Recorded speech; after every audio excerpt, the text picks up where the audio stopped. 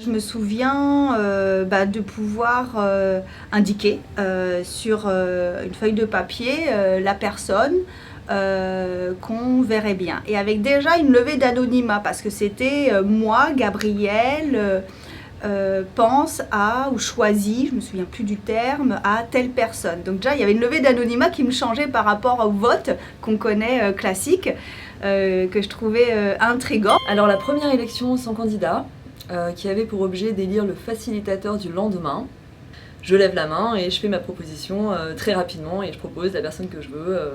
Je crois qu'il y a une objection à les lever, ça passe. Et je suis contente. Yes.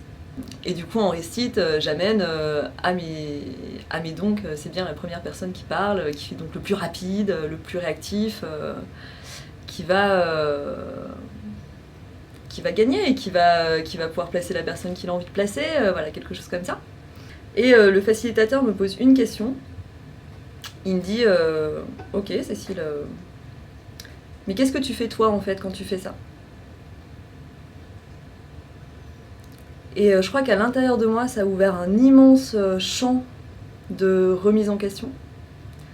Un immense champ de... avant d'aller questionner le pouvoir qui est au-dessus de moi, le pouvoir institutionnel, le pouvoir de toutes les classes ou les classes dominantes. Comment est-ce que je peux moi regarder où est-ce que je prends le pouvoir et où est-ce que j'essaye de dominer la situation, les personnes, le groupe. Ça a été une grosse motivation à attaquer un travail sur moi, par une réflexion, par de l'introversion, la réflexion sur ce que je fais, du repositionnement. Et c'est à ce moment-là que j'ai compris aussi ce que ça voulait dire, le fameux TPTS, transformation personnelle pour une transformation sociétale.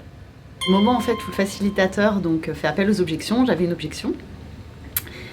Et à ce moment-là, en fait, au moment de traiter l'objection, le facilitateur invite les autres personnes du groupe à se mettre en coopération.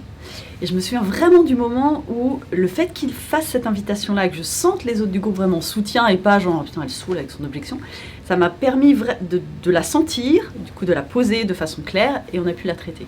Et vraiment ce moment-là a été assez fort pour moi de me dire ah ouais, une objection ça peut vraiment être un cadeau. Et comment aussi la posture du groupe vient aider la personne qui a l'objection.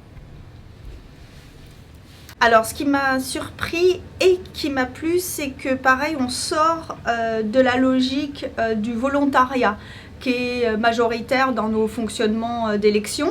Bizarrement, ne sont volontaires que les mêmes catégories de personnes, c'est qu'ils se sentent légitimes. Et là, d'un seul coup, on sort de cette logique-là, ce qui permet en tout cas, dans un premier élan, de désigner des personnes qui ne se seraient pas présentées volontairement parce qu'elles ne se seraient peut-être pas senties légitimes de le faire. Et du coup, pour moi, ça donne une opportunité à d'autres personnes auxquelles on n'aurait pas pensé a priori, ou qui n'auraient pas pensé elles-mêmes à pouvoir se présenter, à être élues. Dans une élection sans candidat, on évite les débats inutiles. On va discuter au travers les objections qui sont posées par rapport à un poste qu'on a besoin de pourvoir ici et maintenant. Pour moi, c'est un moment de profonde humanité et de profond partage. Je l'ai fait avec des groupes d'enfants. Et j'ai trouvé ça très très très touchant que les enfants puissent se dire des choses dans cet espace quand il n'y a pas d'autre espace pour se le dire. Il y a peu d'espace où on peut se dire moi, ce que je vois chez telle personne, c'est sa capacité à prendre des risques, sa capacité à synthétiser, sa capacité à je ne sais quoi. Il n'y a pas d'espace, peu d'espace où on peut se dire ça. Et là c'est dit, ça peut se dire, c'est fait pour, c'est utile au projet, c'est utile au groupe. C'est fait devant le groupe.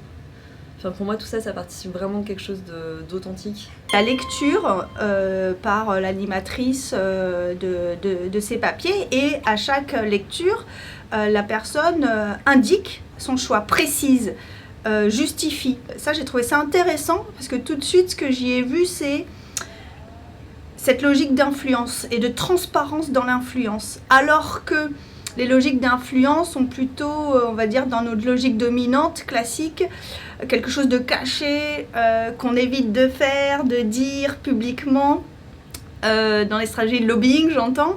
Là, d'un seul coup, il y avait une transparence à l'idée de pouvoir influencer les autres personnes par notre parole, puisqu'on nous fait faire un deuxième tour au sein duquel on peut faire basculer notre vote, c'est-à-dire soit le maintenir ou soit indiquer au final je change mon vote. Ça m'a permis de me dire tiens, que c'était un outil possible, dans notamment les milieux coopératifs qui ont ça comme valeur intrinsèque, tout ce qui est transparence. Donc ça a été vraiment quelque chose d'assez poignant pour moi. La possibilité justement de, on va dire, faire appel à sa souveraineté, c'est-à-dire sa capacité à poser sa parole. Et je trouve que ce qui est intéressant, c'est que le processus permet ça à différents endroits. C'est-à-dire que ça revient plusieurs fois. C'est pas juste au moment de l'objection. Il va y avoir un moment où on va appeler la personne à voter. Donc à ce moment-là, déjà, c'est OK, pour qui je vais voter. Donc être capable de poser un nom. Et puis après, on va devoir expliquer pourquoi on vote pour une personne.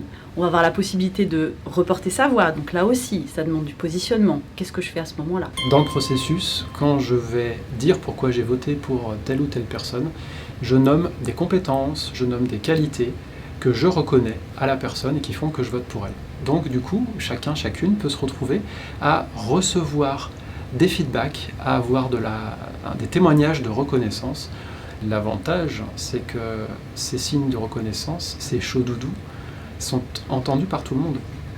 L'autre avantage que je verrais, c'est le fait de demander le consentement de la personne qui a été désignée.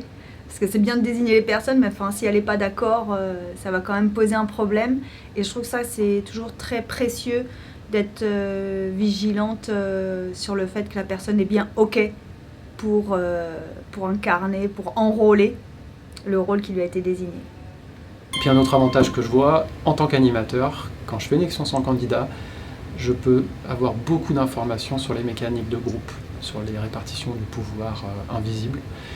Et ça me donne des éléments précieux pour la suite de l'accompagnement, quand il s'agit d'un accompagnement d'organisation par exemple. Et justement parce que c'est un processus qui invite à l'authenticité, c'est d'être vigilant quand on est un facilitateur des organisations dans lesquelles on va proposer ça. C'est-à-dire quel est le contexte de ce groupe à qui je vais par exemple proposer de vivre une élection sans candidat. Le point de vigilance, c'est s'assurer en fait que, parce qu'il y a des choses qui vont pouvoir être dites de personne à personne, on n'est pas dans un contexte qui soit conflictuel et que du coup, plutôt que de vivre l'expérience d'élection sans candidat, on vive en fait une gestion de conflit. Donc c'est vraiment, ça peut être positif pour le groupe, mais en tout cas, il me semble que c'est vraiment important de s'assurer que ce processus ne va pas permettre en fait un règlement de compte. Que c'est des espaces qui doivent être séparés. S'il doit y avoir une gestion de conflit, c'est un autre espace. L'élection sans candidat n'est pas là pour ça. Une élection sans candidat que j'ai animée, que j'ai co-animée dans une association. Au moment du vote, il y a quelques personnes qui sortent et plutôt une convergence vers une personne qui est proposée pour laquelle personne n'a d'objection à part elle-même.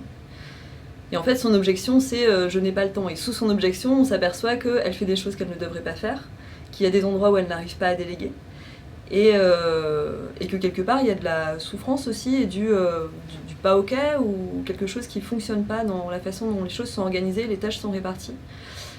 Et en quelques minutes, tout le monde s'y colle. Il revoit clairement qu'est-ce qui dysfonctionne, pourquoi est-ce qu'elle se retrouve à faire ça. Et au final, elle va pouvoir prendre la mission un peu plus sur le terrain qui était proposée par l'élection sans candidat et s'alléger une partie de son travail et dire ce qui est OK et pas OK pour elle. Ça a permis de redéblayer et reclarifier des choses à l'intérieur de l'organisation. Le contexte, coopérative d'activité, élection d'un coprésident. À la préparation, ça devait se passer rapidement, les gens l'avaient déjà fait l'année dernière, il ne devait pas y avoir de soucis particuliers. Et puis je m'aperçois dès le tour de météo qu'il y avait quelque chose comme un climat de méfiance qui planait dans le groupe.